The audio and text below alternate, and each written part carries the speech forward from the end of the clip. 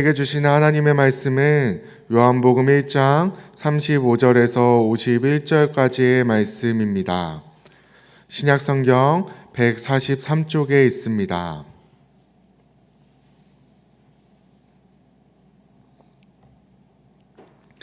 요한복음 1장 35절에서 51절까지의 말씀을 합독하도록 하겠습니다.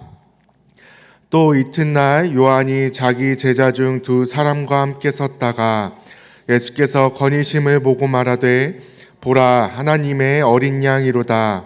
두 제자가 그의 말을 듣고 예수를 따르거늘 예수께서 돌이켜 그 따르는 것을 보시고 물어 이르시되 무엇을 구하느냐.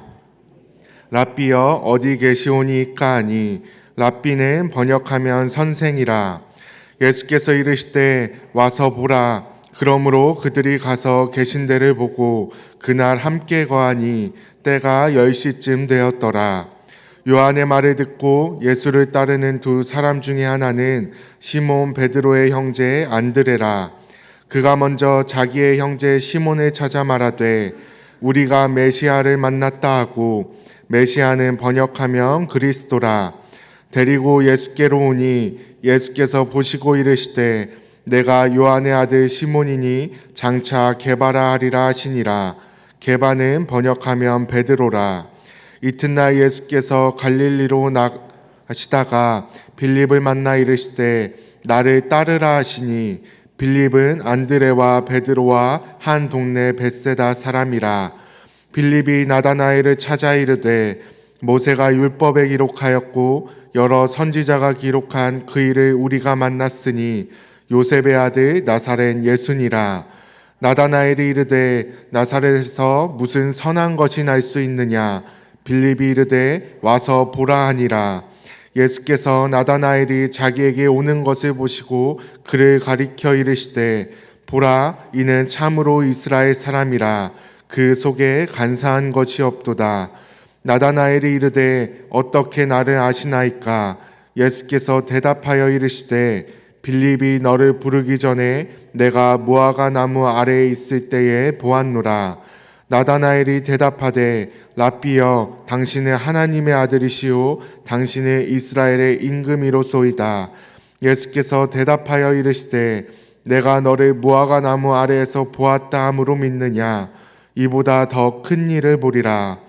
또 이르시되 진실로 진실로 너희에게 이르노니 하늘이 열리고 하나님의 사자들이 인자 위에 오르락 내리락 하는 것을 보리라 하시니라. 아멘. 오늘도 새벽 예배 자리에 나오신 성도님들을 진심으로 환영하고 축복합니다. 오늘은 증명할 것인가 증언할 것인가 라는 제목으로 말씀을 나누도록 하겠습니다. 말씀 가운데 하나님의 음성이 들려지는 은혜가 있길 간절히 소망하고 축복합니다. 먼저 37절과 38절에 제가 다시 한번 읽겠습니다. 두 제자가 그의 말을 듣고 예수를 따르거늘 예수께서 돌이켜 그 따르는 것을 보시고 물어 이르시되 무엇을 구하느냐. 이르되 랍비여 어디 계시오니까 하니 랍비는 번역하면 선생이라. 아멘. 세례 요한의 제자 둘이 예수님을 따라 나섭니다. 그리고 무엇을 구하냐고 묻는 예수님께 어디 계십니까? 라고 묻습니다. 이는 예수님께서 현재 어디에 묵고 계시는지를 묻는 것입니다. 이는 단순히 다른 무리들처럼 짧게 예수님을 만나 예수님의 말씀을 듣고 예수님의 가르침을 받고 떠나는 것을 넘어서서 예수님과 함께하며 더 깊은 가르침을 받고 더 나아가 예수님을 따르기를 원한다라는 의미를 갖고 있는 것입니다.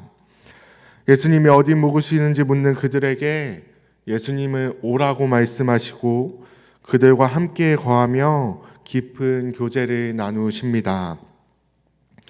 어떠한 내용의 가르침과 교제를 나눴는지 기록되어 있지는 않지만 예수님의 공생의 사역을 봤을 때 하나님 나라가 무엇인지에 대해 가르치셨을 것입니다. 그렇게 예수님께 가르침을 받은 두 사람 중에 하나였던 안드레는 어떤 행동을 취합니까? 자신의 형제였던 베드로에게 가서 예수님께 오라고 이야기합니다. 그리고 우리가 잘 아는 것처럼 그 시몬 베드로도 예수님의 제자로 부름을 받습니다. 그리고 43절부터 51절까지의 말씀에서도 예수님께서 빌립을 제자로 부르시고 빌립이 데려온 나다나엘을 제자로 부르십니다. 그렇게 오늘 본문 말씀에서는 안드레와 베드로와 빌립과 나다나엘 그리고 이름이 등장하지 않는 요한의 제자였던 한 명까지 포함해서 총 5명의 사람이 예수님의 제자로 부름을 받습니다. 그런데 오늘은 그 예수님과 5명의 제자가 아닌 다른 사람에게 초점을 맞춰 살펴보려고 합니다. 바로 세례 요한입니다. 35절과 36절 말씀을 같이 한번 다시 읽겠습니다. 또 이튿날 요한이 자기 제자 중 2사람과 함께 섰다가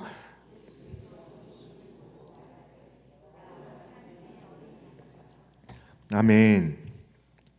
세례 요한이 자신의 제자 2명과 함께 서 있다가 예수님을 보고 이렇게 이야기합니다. 보라, 하나님의 어린 양이로다. 사랑하는 성도님들, 이때 당시 세례 요한은 누구입니까? 세례 요한의 입장에서 봤을 때 선지자로서 최고의 전성기를 달리던 사람입니다. 또 그 당시 이스라엘 시대로 봤을 때 그 누구보다도 파급력이 있고 영향력이 있던 사람이 바로 세례 요한입니다. 누가복음 3장 15절에서는 백성들이 세례 요한을 어떻게 생각했는지 이렇게 기록합니다. 백성들이 바라고 기다림으로 모든 사람들이 요한을 혹 그리스도신가 심중에 생각하니. 요한의 가르침이 얼마나 대단한지, 요한의 영향력이 얼마나 대단한지 이스라엘 백성들이 그를 그리스도가 아닌가 착각할 정도였다라고 합니다. 이뿐만입니까? 오늘 본문 앞쪽에 기록되어 있는 요한복음 1장 21절에 기록되어 있는 것처럼 수많은 제사장들과 레위인들이 와서 요한에게 네가 엘리야냐라고 물을 만큼 세례 요한은 엄청나게 많은 사람들이 따르고 엄청난 영향력을 행사하던 사람이었다라는 것입니다. 그리고 35절의 말씀을 통해 알 수 있는 것처럼 그에게는 이미 많은 제자들도 있었다는 것입니다. 요한은 충분히 자신을 보라고, 자신의 메시지와 가르침을 들으라고 말할 수 있는 존재였습니다. 나를 따르라고 외침으로 더 많은 사람을 자신을 따르도록 만들 수 있는 사람이었습니다. 그리고 더 많은 사람들 앞에 자신을 증명할 수도 있는 사람이었습니다. 그런데 요한은 그렇게 하지 않았습니다. 자신을 드러내려고 하지도 않았고 자신을 증명하려고 하지도 않았습니다. 그저 뭐라고 말합니까? 보라, 하나님의 어린 양이로다 라고 이야기합니다. 요한은 자신의 권위와 능력과 위치를 내세우며 자신을 증명하려고 하지 않고 오직 예수를 증언했습니다. 사랑하는 성도님들, 그렇다면 우리는 어떻습니까? 우리는 세례 요한처럼 예수를 증언하고 있습니까? 아니면 나를 증명하려고 하고 있습니까? 우리는 살아가며 끊임없이 자신을 증명해야 하는 상황 속에 살아갑니다. 내가 어떤 사람인지 증명해야 하고 나의 능력을 증명해야 하고 성과와 결과로 나 자신을 증명하며 살아가야 하는 시대 속에 살아가고 있습니다. 그런데 이러한 증명하려는 모습이 우리의 신앙 안에도 있지는 않습니까? 나의 신앙의 연수로, 직분으로, 내가 얼마나 헌신하고 봉사했는지로 나를 드러내고 증명하려고 하고 있지는 않습니까? 누워서 침 뱉기 같아서 말하기 부끄러운 이야기지만 제가 목사고시를 보았을 때 있었던 일입니다. 시험 과목을 다 치르고 마지막으로 3명이 한 조가 돼서 2명의 목사님에게 면접을 보는 시간이 있었습니다. 저도 한 조에 배정이 됐고 2명의 목사님과 면접을 보게 됐습니다. 그런데 그중 한 목사님이 제 옆에 계시는 전도사님께 이렇게 말씀하셨습니다. 부모님께서 30년 동안 한 교회를 섬기셨는데 장로가 못 됐네요 라고 말씀하시는 겁니다. 그 질문에 그 전도사님이 이렇게 대답했습니다. 한 교회를 30년 동안 섬겼으면 대단한 것 아닙니까? 저는 그 전도사님의 대답이 참 지혜롭다라고 생각했습니다. 그런데 돌아오는 목사님의 대답은 30년 동안 장로가 되지 못했으면 잘못된 것이라는 것입니다. 사랑하는 성도님들, 하나님께 직분을 받는 것 참 귀하고 복된 일입니다. 장로가 되는 것, 권사와 안수 집사가 되는 것, 목사가 되는 것 하나님께 참 감사하고 복된 일입니다. 그런데 우리에게 그것이 중요한 것입니까? 장로가 되어서 나를 증명하고 목사가 되어서 나를 드러내고 나를 증명하는 것이 우리에게 중요한 것입니까? 그것이 우리 그리스도인들이 해야 하는 일이 맞습니까? 우리는 나를 드러내고 나를 증명하는 자들이 아니라 오직 예수 그리스도를 증언해야 하는 사람들입니다. 신앙의 연수가 중요한 것이 아니라, 직분이 중요한 것이 아니라, 내가 얼마나 헌신하고 봉사했느냐가 중요한 것이 아니라, 나는 과연 오늘도 지금도 예수 그리스도를 증언하고 있는가가 우리에게 중요하다는 것입니다.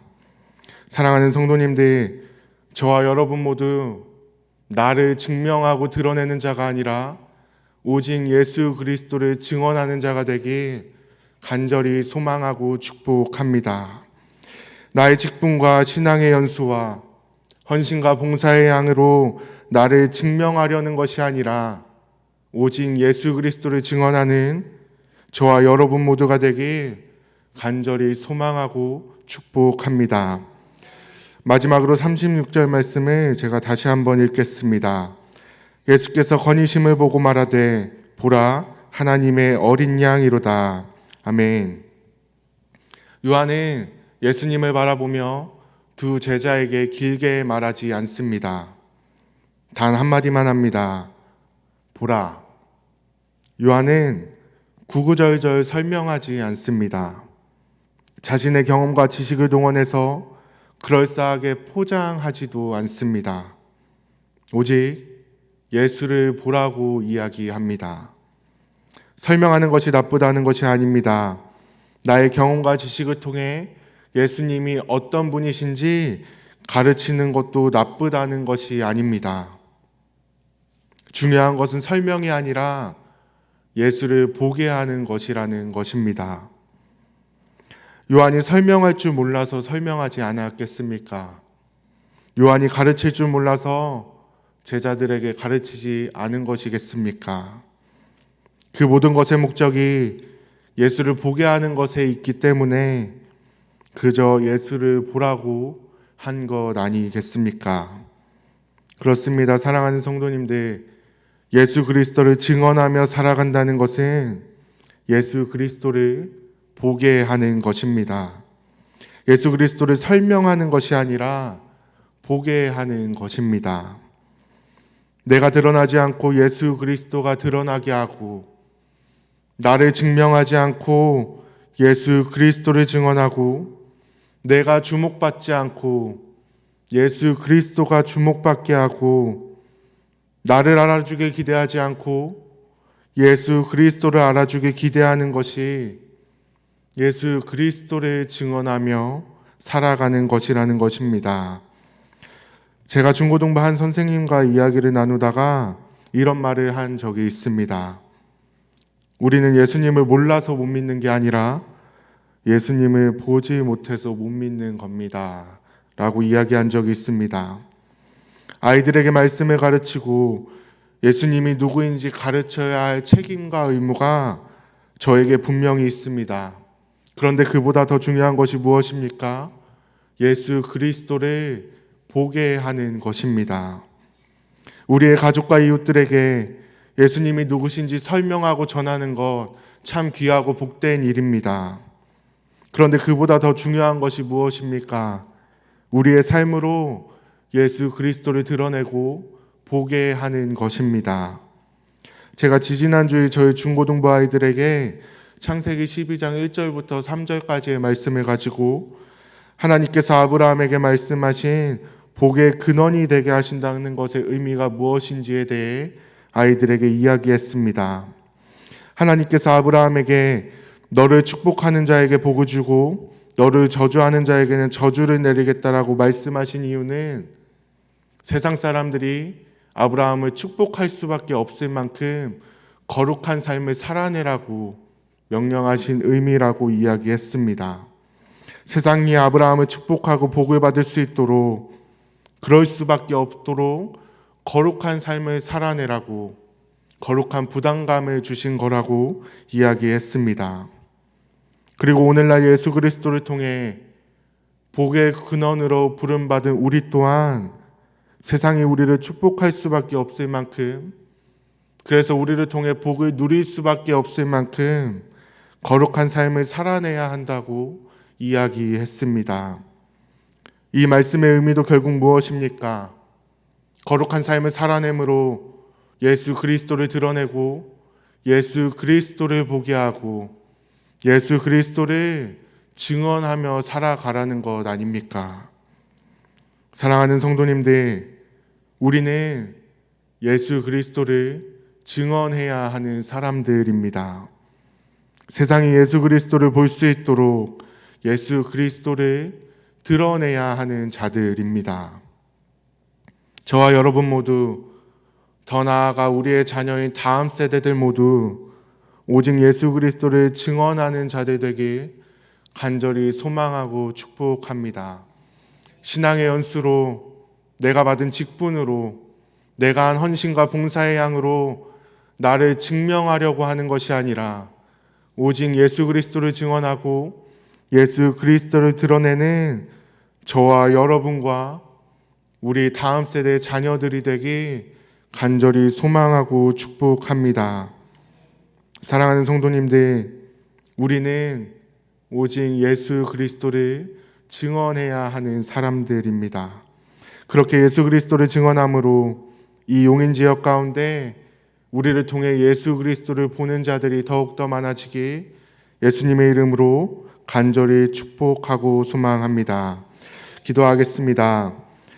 사랑이 많으시고 거룩하신 하나님 아버지, 오늘 말씀 속에 나타난 세례 요한의 모습을 통해 우리가 증언해야 할 분이 누구인지 다시 한번 깨닫게 하시니 감사합니다.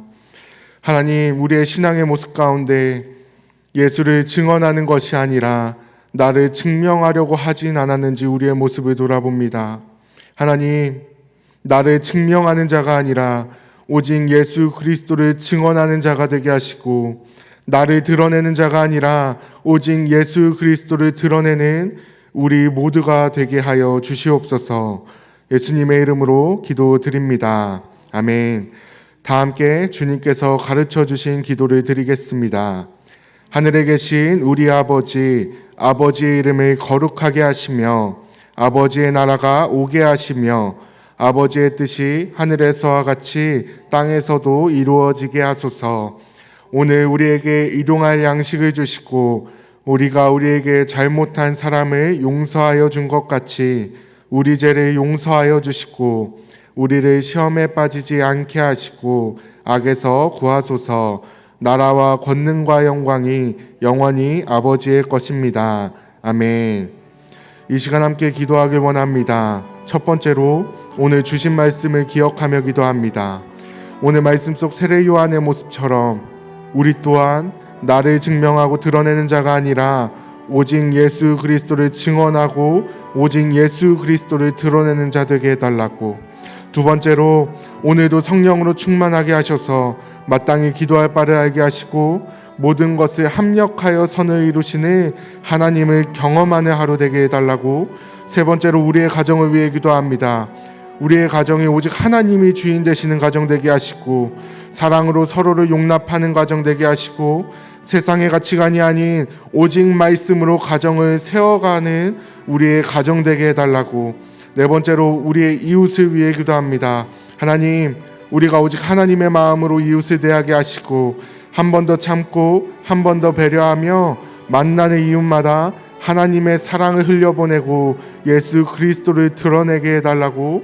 마지막 다섯 번째로 우리 성도들을 위해 기도합니다. 교회의 몸된 지체로서의 역할을 온전히 감당하는 우리 용인영락교회의 성도들 되게 하시고 예배함이 기쁨이 되고 교회에 오는 것이 즐거움이 되는 우리 교회의 성도들 되게 해달라고 함께 기도하신 후에 각자의 기도 제목을 가지고 기도하시다가 삶의 자리로 돌아가도록 하겠습니다. 함께 기도하겠습니다.